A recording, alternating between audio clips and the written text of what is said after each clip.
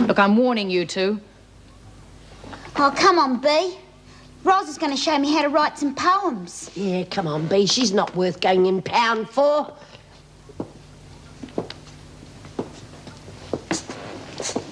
I was in this boarding school for a year, you see. It was one of the best times I've ever had. I never told that charity worker about it, but I reckon a little bit longer and I would have had her crying. You're lucky she didn't give you up as a lost cause. I was just telling her the truth, that's all. I just left out a few good bits. Anyway, I didn't like the way she was gawking at me, so I thought I'd give her something to feel real sorry about. I should never have let myself be talked into seeing her. You can't suddenly pick up after 20 years. When she really needed me, I wasn't around. Now it's too late. We're strangers, nothing more. Excuse me. Oh, hello, Karen. Come in.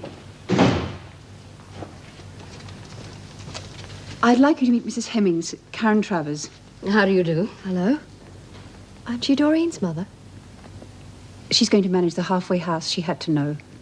I see. Are you going to go and see her? I already have. How did she take it? I didn't tell her who I was. Why not?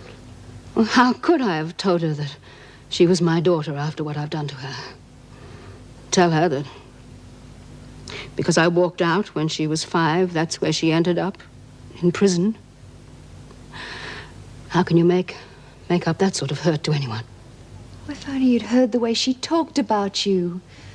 You're the only thing in her life that's ever made any sense to her. It's better that she doesn't know. Better for whom? Look, I was in Wentworth with Doreen. I know her. She's got no one to turn to when she gets out of there. If I could persuade her to come into the halfway house with your help and mine, I'm sure she could make a go of it. She needed me 20 years ago, not now. Thank you, Miss Jeffries. I'd like to help the house as financially as I can.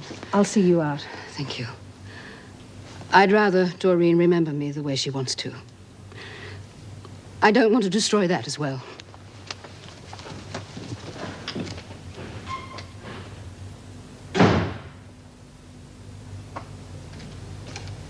All right. Let's get it out in the open. Well, it's not a meat market, for heaven's sake. That woman goes in there to look at Doreen, and just because she doesn't measure up to what she wants in a daughter, she turns her back on her. And to ease her conscience, she makes a contribution. Well, bully for her. It was my idea. I thought if she spoke to Doreen, maybe she'd feel differently. It was a cruel, insensitive thing to do. You're the one who's supposed to care about people. What made you want to set up a halfway house in the first place? It was my idea, and I did it. And you don't like to fail at anything you set out to do you? Well, that's a human enough reaction. Next month or next year, I'll get involved in some other project, and it will be a success. No matter who you step on or use. I don't go out of my way to hurt people, Karen. Anyway, what harm's been done? Doreen's no worse off, is she? She's no better off either. What do you reckon about this, Lizzie? We missed you, Mrs. Davidson, 'cause you're so good and kind. Oh, God. Welcome back to Wentworth. We've had a bloody hard time. With Fletch the Lech and Bennett too. Rotten mongrels they are to us. But you'll put them straight before it's too late. Put it off, will you? We'll promise you we'll give you no fuss. Look, I'm sick to death of listening to all your stupid Tommy rot. It's not stupid. Oh, come on, Dor. She wouldn't know nothing. Oh, of all the nongs inside, I had to be landed with the worst. Oh, Chrissy, I've got a poem that I think you might like. Bug off. There was an old fella from Sydney who was terribly fond of lamb's kidney. His wife gave him calf, so he cut her in half. Well, he had to do something, didn't it? Oh, heck. Well, at least she got what she deserved for killing Mrs. Jackson's husband.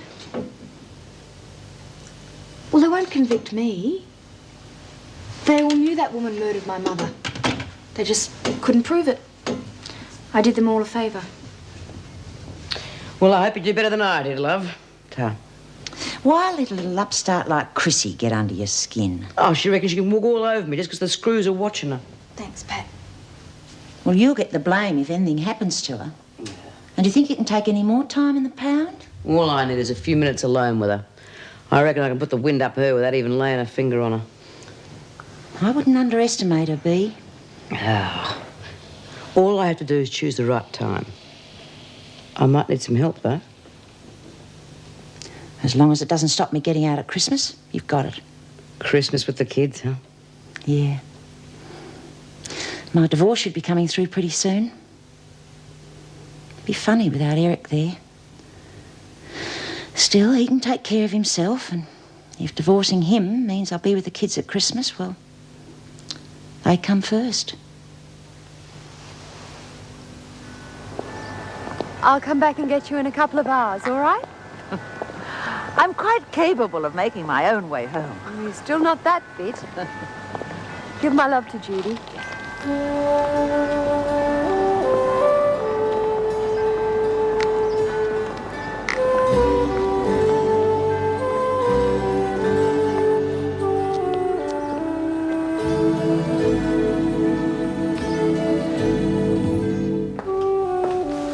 Lorraine. Hello, Mother. No, stay there. I'll come back later. It's all right. Look, I was just going anyway. I just brought Judith Ann a couple of nighties. Well, what do you think of Daniel? Well, he seems healthy enough. Look, I really must go. Take care of yourself, and if you need anything, you know where to find me. Bye, Mother. Lorraine.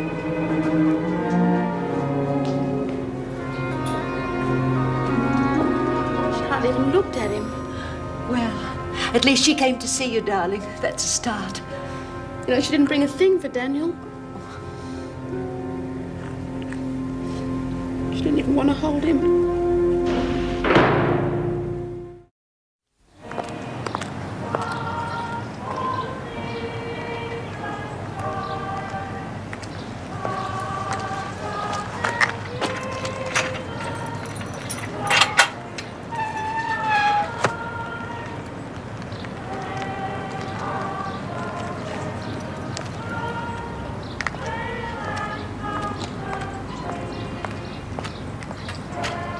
This is going to be the quietest Sunday I've ever spent here. How boring. Mrs. Davidson will be back tomorrow. She'll allow visitors in. Yeah, it's all right for Jim Fletcher. He doesn't have to sit here all day with nothing to do. You think he would have eased up? I mean, today's the only day that families can come, especially those with children. Mrs. Jackson? Don't tell me you can't stay away from the place. It's the only way to arrive, believe me, as a visitor. We're not allowing visitors today. I thought you would have known that. Yes, Dr. Miller did say you were having some trouble, but this is official. PRG business. I wanted to talk to Doreen about the possibility of coming back into the halfway house when she's paroled. It's important, Mrs. Jackson. All right. Show Karen to the interview room. I think I know my own way. No drugs, no medication, no weapons of any description. Trust in the Lord and do good. So shalt thou dwell in the land, and verily thou shalt be fed. Delight thyself also in the Lord, and he shall give thee the desires of thine heart.